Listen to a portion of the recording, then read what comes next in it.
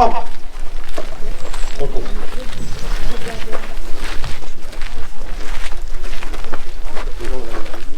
allez bien? Oui, ça va très bien. C'est vrai tout.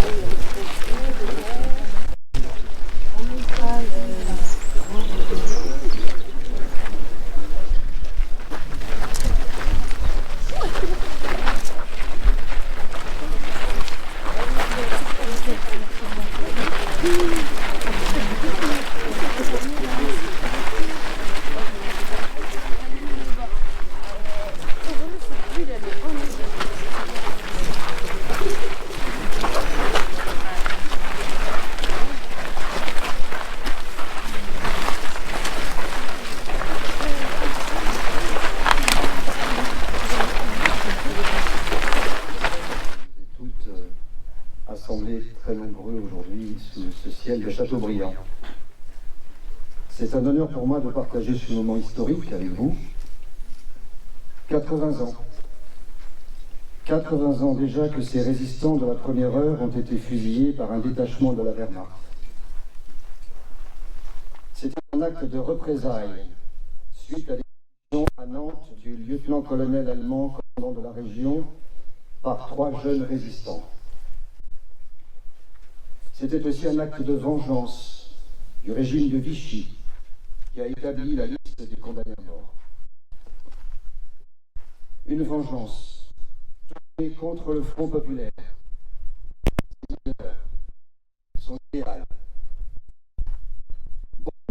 Des représentants syndicaux, des élus, des communistes, en tout cas des militants engagés pour le maintien des valeurs républicaines de la France et le maintien de la France tout court. En ces temps de chaos où le Troisième Reich pillait l'Europe et s'était proclamé un empire devant durer 1000 ans, ceux de Châteaubriand faisaient partie des Français qui, envers et contre tout, refusaient de se soumettre à la loi des vainqueurs. Ils ne doutaient pas qu'une France fraternelle allait renaître, ne pouvait que renaître. Et la population de Châteaubriand, de Nantes, des environs, fut exemplaire. Elle fit montre d'un courage rare en osant venir leur rendre hommage tout de suite dans cette clairière, bravant l'interdiction, bravant la présence des soldats, apportant des fleurs, affirmant son patriotisme. C'était risquer sa vie aussi. Je suis honoré et ému d'être parmi vous à double titre, en tant que directeur du Centre dramatique national des Tréteaux de France, très reconnaissant d'avoir été choisi par l'Amicale pour organiser avec les équipes des Tréteaux l'hommage théâtral qui va être interprété par les enfants des écoles et leurs professeurs.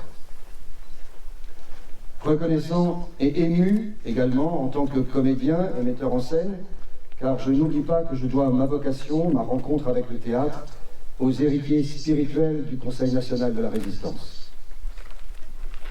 Émancipation, éducation pour tous, éducation populaire, démocratisation étaient les valeurs qui les guidaient vers des endroits très éloignés de l'art et du théâtre. Des avancées sociales de toutes sortes ont été portées par les résistants unis dans le CNR, par la force de l'unité qu'ils ont réussi à créer puis à maintenir. La société s'est reconstruite après-guerre dans cette matrice. Malgré des atteintes diverses, nous bénéficions encore, sans nous en rendre compte toujours, tant elles sont devenues évidentes, de ces bases sociales, de ce contrat social. Ceux de Châteaubriand, par leur vie, par leur comportement, nous disent, quelles que soient les circonstances, garde ton cœur et ta raison.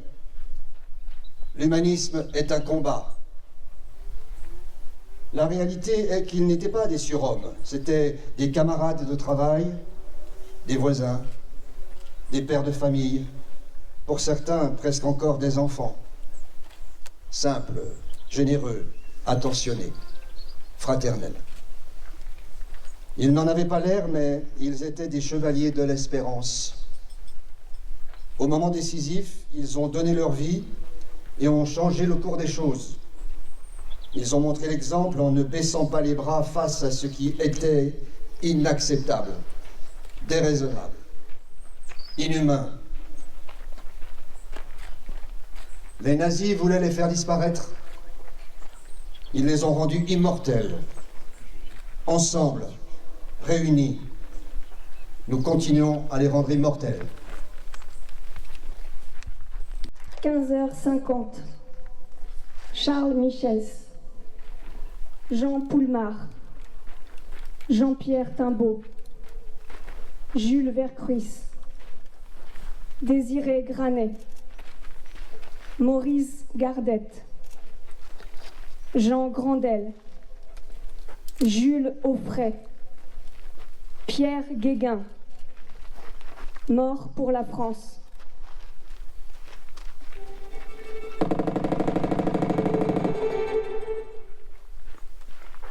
« 16h. Marc Bourris, Raymond Laforge, Maximilien Bastard, Julien Lepens, Guy Moquet, Henri Pourchasse, Victor Renel, Maurice Ténine, Henri Barthélemy, mort pour la France.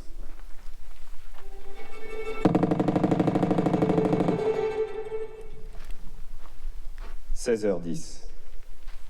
Raymond Tellier, Titus Bartoli, Eugène Kérivel, Huynh Kong Han, Charles de la Vacquerie, Claude Lallet, Antoine Pesquet, Edmond Lefebvre, Émile David, mort pour la France.